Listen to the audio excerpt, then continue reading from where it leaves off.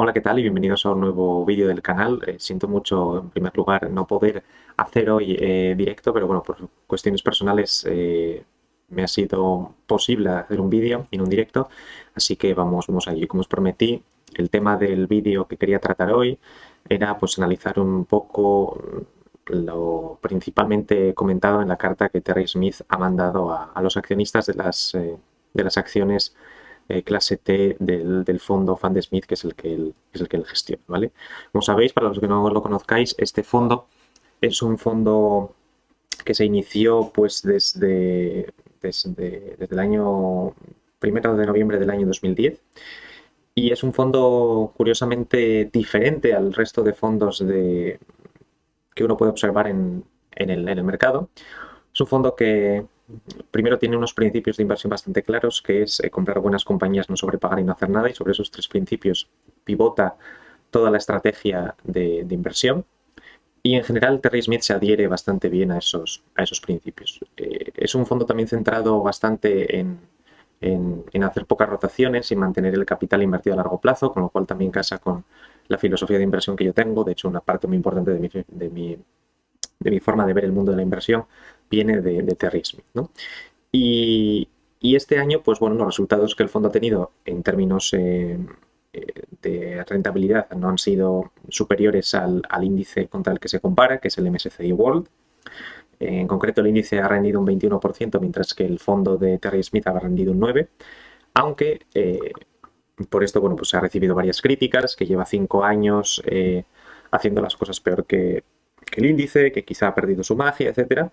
Y yo creo que, bueno, esta no es la realidad. Terry Smith no ha cambiado su filosofía de inversión, ni ha mutado, ni ha cambiado las acciones que tiene en la cartera, con lo cual yo creo que, bueno, quizá la gente, pues en Twitter, en el foro, ¿no? En el Ágora, pues estén un poco nerviosos o preocupados porque este tipo de personas que uno tiene como referentes, pues parece que están perdiendo su toque mágico porque no consiguen batir al mercado en estos últimos años, pero yo creo que los principios fundacionales del fondo siguen ahí y el fondo seguirá batiendo al mercado en los próximos años y generando una rentabilidad muy consistente y muy superior a la del mercado, ¿vale? En primer lugar, comentar que si vamos a esta tabla que nos ofrece aquí en la carta de Terry Smith, en términos acumulados, desde el 1 de noviembre del año 2010, el fondo Fund Smith se ha multiplicado por 7 veces, es decir, ha tenido un retorno acumulado en libras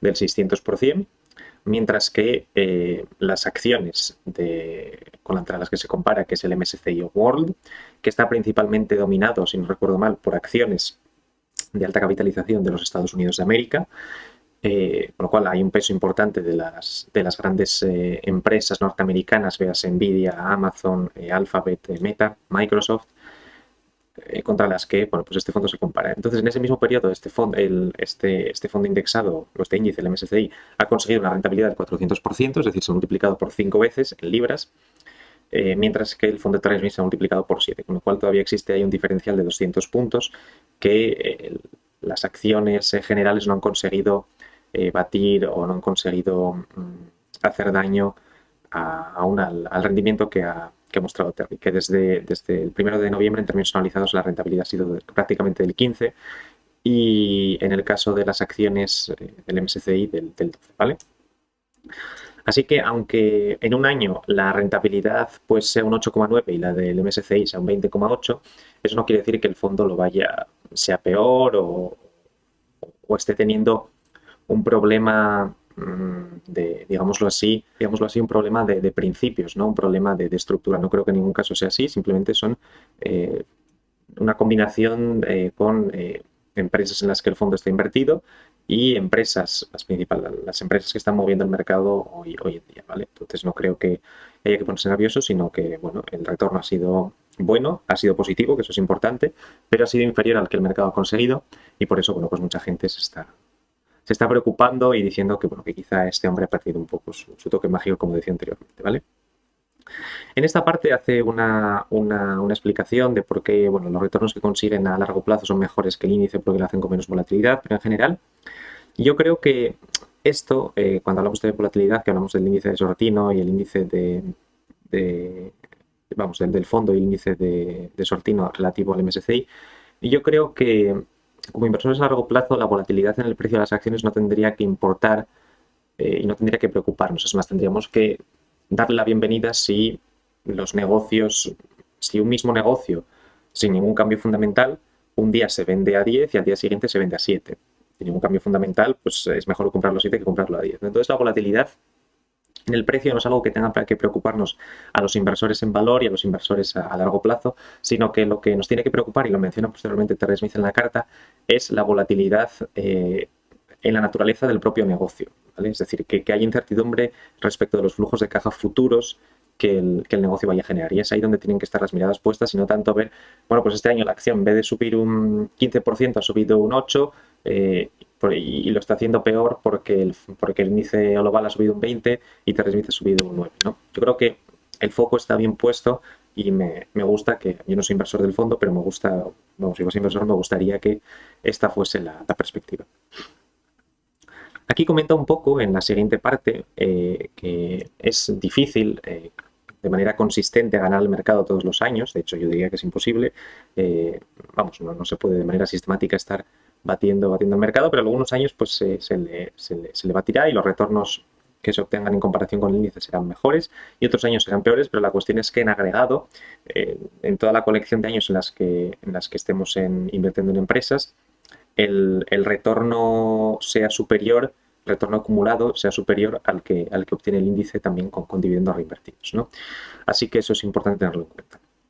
Luego aquí hace el comentario de que la mayor parte del retorno, el 45% del retorno, viene dado por estas 5 empresas, Nvidia, Apple, Meta, Microsoft y Amazon. Nvidia ha proporcionado solamente un 20% del retorno en el año 2024. Y Terry Smith dice que, bueno, el fondo posee algunas de estas acciones, véase Meta y Microsoft, pero no todas. Entonces, para conseguir el mismo retorno que el fondo, tendría que haberse comprado todas las acciones con la misma proporción, es decir, habría que haber replicado el índice, y en eso no está porque no le interesa poseer algunas de las acciones que están teniendo hoy en día comportamientos muy, muy positivos, ¿vale? Una de las cosas que también me gusta es que ha comenzado explicando las posiciones que más contribución negativa han tenido al rendimiento del fondo, que son L'Oréal, IDEX, Nike, Brown-Forman y Novo Nordisk. Podéis hacer el análisis, pero es bastante corto las explicaciones que da, pero respecto a L'Oréal dice que en China hay un sector, hay una situación económica que tiene que lidiar con un moribundo sector inmobiliario en decadencia, en el que ha habido una gran expansión de crédito y muchísimas promociones han quedado sin vender, y eso ha arruinado a mucha gente porque el gobierno chino no ha entrado a salvar las principales constructoras del país. Con lo cual, bueno, pues eso tardará algunos años en recuperarse hasta que los niveles de renta disponible vuelvan a ser elevados para los ciudadanos chinos de clase media y el consumo vuelva a reactivarse. Entonces, en términos generales, todas las empresas que tienen operaciones en China han sufrido bastante. Incluso se puede ver, si uno sigue los resultados habituales de empresas chinas dentro de China, que el consumo está bastante parado y bastante estable. Así que esto es cuestión de que vaya evolucionando positivamente en el futuro. Si se mira la empresa L'Oréal respecto de su principal competidor, que es Estée Lauder, el retorno y la evolución positiva es claramente a favor de L'Oréal y no a favor de Estée Lauder. Por lo cual, si tenemos dos empresas y una lo hace mucho mejor que la otra, incluso en un entorno negativo, pues es normal que Terry Smith mantenga la posición en esa empresa, ¿vale? Y dice que no tiene ningún tipo de duda de que el equipo gestor sabrá gestionar la situación, y gracias también a la alineación que existe con la presencia de una familia fundadora al frente. Luego IDEX, extraemos aquí una lección muy interesante respecto de IDEX y de Brown-Forman, y yo creo que también Nike, y es que estas tres son compañías, no digámoslo así de consumo, Nike y Brown-Forman sí, pero IDEX es, digámoslo así, una parte, un eslabón alejado, un paso del consumo, porque se dedica a la fabricación de equipo de diagnóstico y de testeo para clínicas veterinarias. Y es verdad que en la época del coronavirus, pues los ingresos subieron muchísimo porque la gente estaba pues adoptando mascotas, tenía mucho tiempo libre, el número de visitas a los veterinarios se disparó, con lo cual los pedidos de los veterinarios en relación a los equipos de testeo subió mucho, y esto impacta muy positivamente en la cuenta de pérdida y ganancia de estas empresas. y hace que las órdenes suban mucho, con lo cual la facturación sube mucho. Y ahora, como esas órdenes han caído, no están siendo tan elevadas como eran anteriormente, pues eso también impacta más negativamente y con lo cual las ventas pues permanecen estancadas o incluso pueden caer a ritmos elevados. Pero eso no elimina la tendencia estructural que hay de fondo, que es que la gente cada vez vaya más al veterinario con sus animales. Respecto de Nike y Brown-Forman, hace un comentario muy interesante y es que Nike es una gran marca, pero que lo hizo bastante bien en la expansión online durante el coronavirus, pero se olvidó, intentó limitar, intentó reducir su presencia en retailers habituales. Esto fue un error que dejó bastante espacio a otras marcas y Nike ahora está intentando recuperar eso, ¿no? Pero también es una empresa que se ha beneficiado de ese boom de consumo que hubo durante el coronavirus y lo mismo para Brown-Forman, en la que los grandes pedidos que hicieron los retailers y los distribuidores ahora mismo han bajado y con lo cual la empresa tiene que acumular gran cantidad de inventario. Eso está afectando a la generación de caja y por eso esa gran caída que ha tenido en los últimos años, ¿vale? Y además Terry Smith apunta que puede que estemos ante un cambio de ciclo generacional en la que el consumo de este tipo de sustancias alcohólicas puede haberse impactado a largo plazo porque las generaciones jóvenes no consumen tanto alcohol, ¿vale? Pero yo creo que eso va cambiando a medida que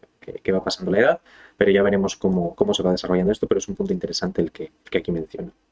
Y finalmente hace también algún comentario respecto de Novo Nordisk, que yo no voy a entrar a hablar de ella porque no conozco la empresa y no conozco el mercado en el que opera, se me hace muy difícil entenderlo, con lo cual, pues eso, no voy a hacer comentarios porque la empresa no la entiendo, ¿vale? La dejo para los profesionales. Respecto de los contribuyentes, los principales contribuyentes a la rentabilidad del fondo, me gusta bastante que empiece diciendo cuáles han sido los principales detractores y los principales contribuyentes. Vemos que haces dinero con viejos amigos, tal y como comenta Terry Smith en muchas ocasiones. Meta ha tenido un retorno espectacular, también viene de tener un crecimiento intenso, de un nivel de valoración bastante bajo que tuvo en los últimos 2 años. Microsoft lo ha hecho bastante bien para el fondo de Terry Smith.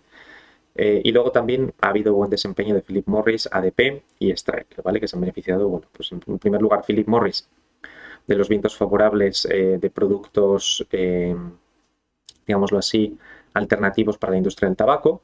Automatic Data Processing se ha beneficiado de la buena marcha de la economía y Stryker lo ha conseguido gracias a toda esa gran cartera de pedidos que construyó durante la pandemia y de la que aún sigue viviendo, y además ha sumado nuevos pedidos a esa cartera, con lo cual el retorno que está teniendo y el crecimiento que está teniendo es bastante bueno y ha impactado positivamente en la rentabilidad del fondo, ¿vale?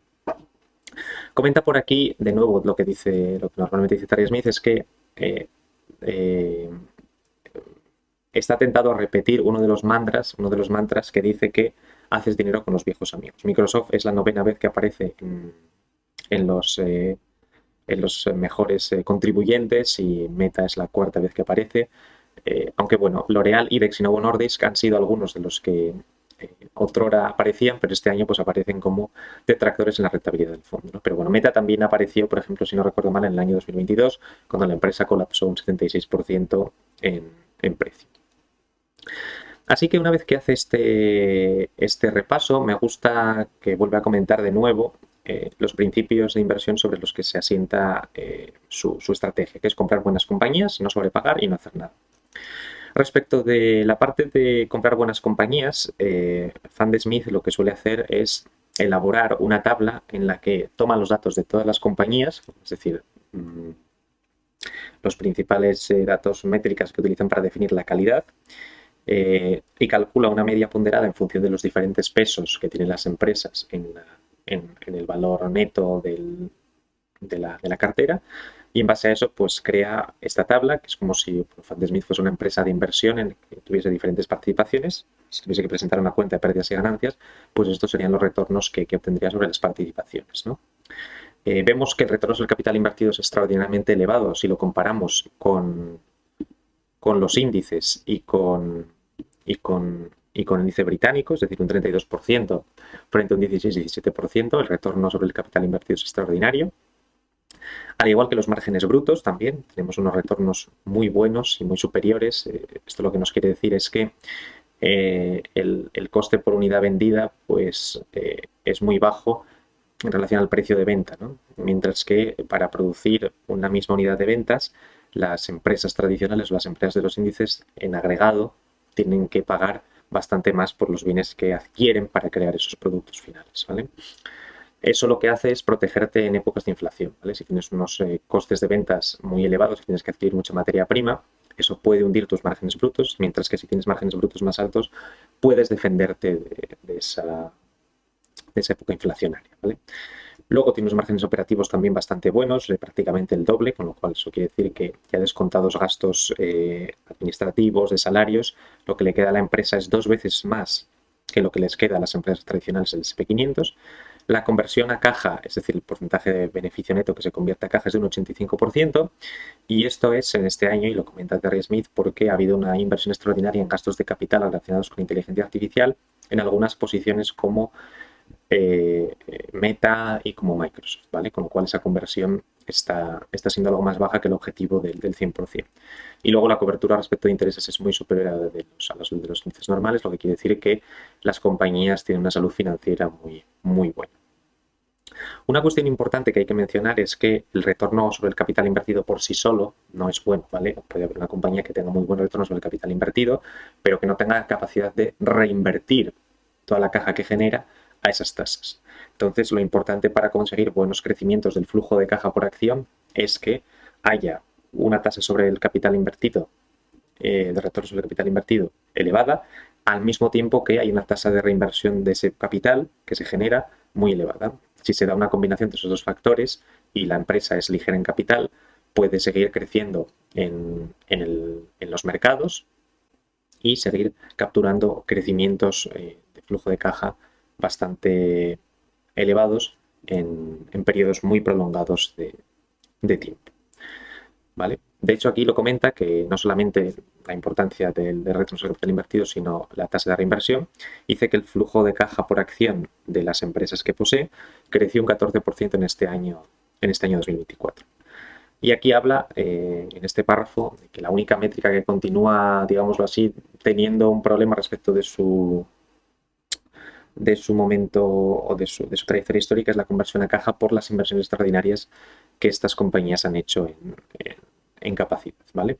Así que eso es importante comentarlo. Y luego algo que me gusta también es que el año medio de fundación de las compañías de la cartera es 1920. Luego aquí comenta respecto de la valoración. No hace muchos comentarios normalmente. La valoración actualmente de las empresas es un free cash flow yield del 3%, con lo cual el retorno final que vaya a obtener va a depender de la valoración actual y de la estimación de crecimiento de flujo de caja futuro que vaya a tener las empresas de la cartera. Y cree Terry Smith que la valoración no es un problema en este caso y que lo que hay que hacer es esperar, es darse cuenta de que las empresas que él posee en su cartera merecen una valoración más elevada, una prima de valoración más elevada sobre las compañías del SP500 porque sus flujos de caja son más predecibles a largo plazo, los retornos son más estables y la capacidad de adaptarse a los cambios es mucho mayor que las empresas promedio del índice, ¿no? Por eso dice que la prima tiene que ser mayor.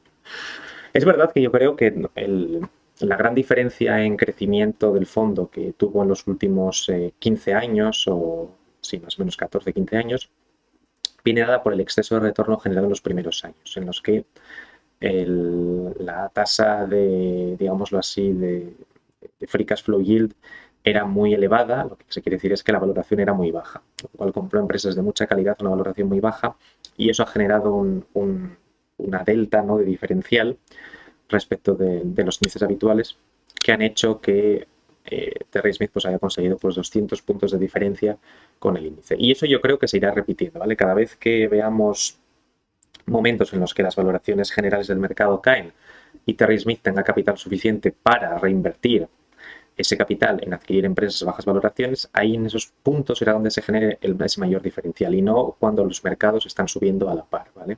Sino que esos puntos donde hay ese diferencial, con lo cual pues cada 5 o 10 años quizá haya momentos en los que son aquellos momentos en los que esta estrategia o esta forma de invertir puede generar diferenciales que se vayan sosteniendo durante muchísimos años, ¿vale?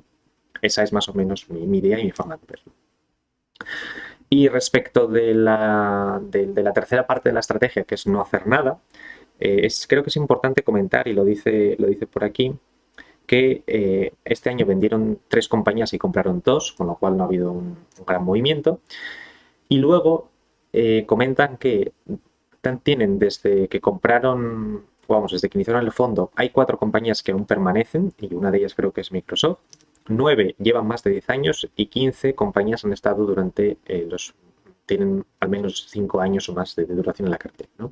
Con lo cual, el periodo de posesión de acciones en esta cartera es elevado y la tasa de rotación es bastante baja, tal y como vemos, y bastante baja en relación al valor total de la cartera. Luego hablan finalmente de las ventas que han hecho este año, que son Diageo, McCormick y Apple. Respecto de Diageo, comentan que el equipo gestor no les gusta porque no ha sabido gestionar bien la situación de retailing en América Latina, y dicen que no hay una familia fundadora al frente, a diferencia de Brown-Forman, con lo cual eso les da más confianza.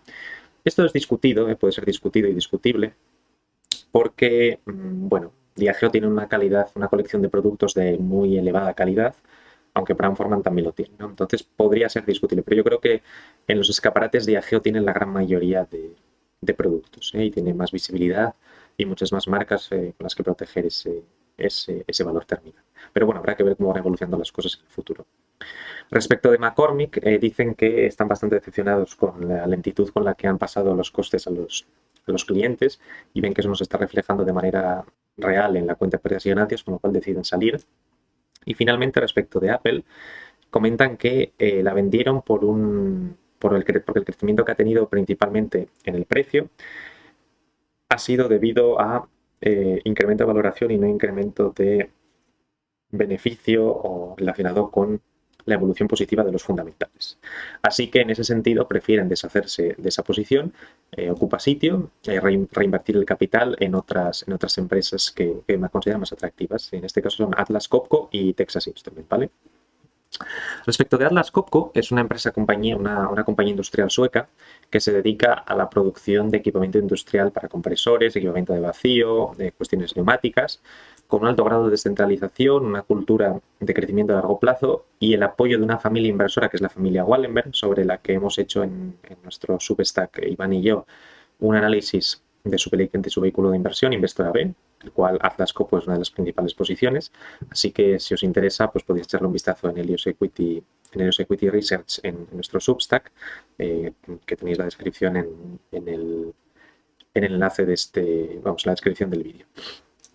Pero es una compañía que, como decía, pues tiene un histórico familiar de gestión muy prolongado en el tiempo, una vida de más de 150 años y un grado de descentralización tan elevado que permite la toma de decisiones adaptadas a cada una de las geografías, ¿no? Haciendo que cada una de las subsidiarias opere de manera independiente. Así que por ese motivo yo creo que se van a posicionar en Atlas Copco a largo plazo. Y Texas Instruments, pues es interesante que haya hecho la adquisición en esta empresa porque, bueno, es un fabricante de chips analógicos y el ciclo en esta parte del mercado de semiconductores está bajo porque la demanda de vehículos, la demanda de dispositivos electrónicos no es tan elevada.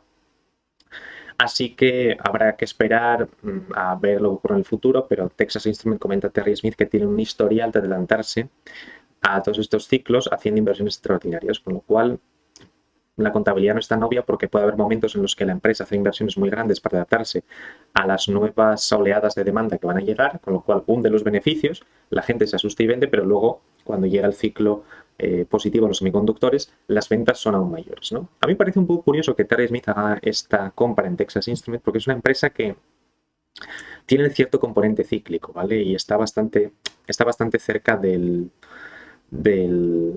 consumo.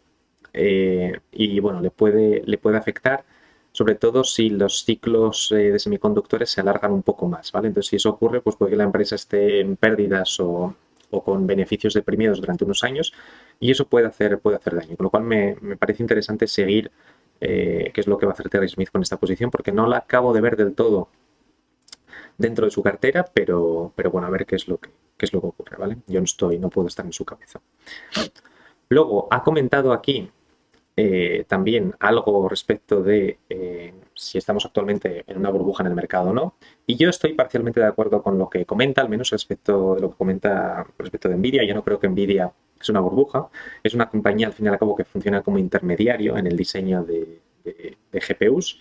externaliza la producción a Taiwan Semiconductors y vende esos chips a los grandes hyperscalers, es decir, Google, Facebook, Amazon y Microsoft, que son los que están haciendo grandes inversiones en inteligencia artificial. ¿Qué es lo que ocurre? Que en el caso de Nvidia, pues los clientes son pocos, ¿vale? Con lo cual, si las órdenes de esos pedidos caen, puede que haya un riesgo de caída elevada de las ventas de Nvidia y, por tanto, de caída de los beneficios. Pero de momento, los beneficios han seguido bastante, vamos, el precio de las acciones ha seguido bastante a los beneficios. Con lo cual, no creo que estemos en una burbuja, pero sí que estemos en una situación en la que si los modelos de hyperscalers de inteligencia artificial no funcionan, no obtienen el retorno sobre la inversión que se había estimado, puede que esos gigantes paren el diseño de chips o bajen las órdenes. Eso puede hacer que Nvidia diga, oye, pues yo ya no voy a vender tanto, con lo cual tengo que parar las órdenes, ¿vale? Con lo cual mis ventas caen, con lo cual mis beneficios caen y todo cae. Tengo que decirle a Taiwan Semiconductors que no necesito tanta producción, con lo cual Taiwan Semiconductors dejará de producir tanto. Eso luego se transmitirá a SML, eso a otros equipos, a otros fabricantes de equipamiento de litografía y de materiales para semiconductores, con lo cual una decisión que puede impactar poco en la cuenta de pérdidas y ganancias del consumidor final, que es el hyperscaler, puede generar grandes caídas en la facturación y los beneficios de las empresas que están más alejadas del consumo, ¿vale? Eso, al fin y al cabo, podéis verlo en la teoría austríaca de los ciclos económicos del profesor Jesús Huerta de Soto. Podéis ver cómo eso se explica ahí, pero eso es muy interesante y ver cómo estas empresas que están tan alejadas del consumo y que tienen gastos de capital tan elevados pueden sufrir bastante si la demanda de esos hyperscalers cae, ¿vale? Y ese es el principal riesgo que yo veo actualmente en Nvidia y sobre todo en toda la cadena de valor dentro de la industria de semiconductores, que seguramente se recupere cuando el consumo tradicional de semiconductores vuelva a recuperarse. Luego hace un comentario respecto de los fondos indexados y de la inversión pasiva, respecto a la cual yo no tengo una opinión muy formada, a saber, si los índices, si la inversión pasiva genera burbujas o no. Yo he escuchado argumentos a favor, argumentos en contra y aún tengo que conseguir que mi cabeza se, se aclare sobre esa situación, así que voy a evitar hacer un comentario acerca de esto porque no tengo la posición claramente formada, ¿vale? Y eso es lo que quería decir fundamentalmente. Aquí hace el comentario, finalmente, acerca del riesgo de posicionarse en acciones como Nvidia o acciones en las que, primero, las ventas dependen de pocos clientes y el precio de venta de los productos o servicios que tú ofreces es muy elevado, el riesgo que comentaba justo hace unos momentos, y la diferencia central que existe entre, por ejemplo, empresas que poseen ventaja competitiva como Meta Platforms, donde hay millones de empresas que se anuncian y millones o incluso hasta billones de consumidores, donde la red es tan densa que el hecho de que uno desaparezca o desaparezcan no afectan al valor de la red, ¿vale? Tendría que ser un colapso generalizado en toda la red en la que todos se pusiesen de acuerdo simultáneamente que la red no vale. Pero como nadie está haciendo eso, la red vale más y sigue generando valor para sus usuarios. Así que esto es un poco el resumen de la carta de Terry Smith que comenta por aquí que el objetivo del fondo es producir una alta probabilidad de retornos satisfactorios y no tanto la probabilidad de un retorno espectacular que podría ser espectacularmente bueno o espectacularmente malo, ¿vale?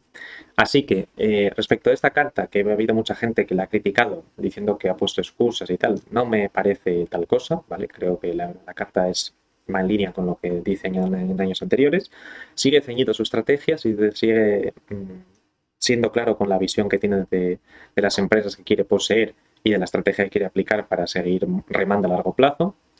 Y bueno, yo no soy inversor del fondo, pero creo que es un muy buen fondo para tener a largo plazo durante muchísimos años, ir acumulando y no vender nunca. Creo que es una de las mejores opciones a largo plazo. Y creo que eso, en un momento en el que, bueno, pues mucha gente le estaba criticando, creo que hay que aportar un punto de, de, pues de positivismo, digámoslo así, o un punto positivo al mensaje que está lanzando Terry Smith, que es manteneros fieles a vuestra estrategia, independientemente de que un año o de que 2 años o de que varios años el retorno sea inferior al mercado.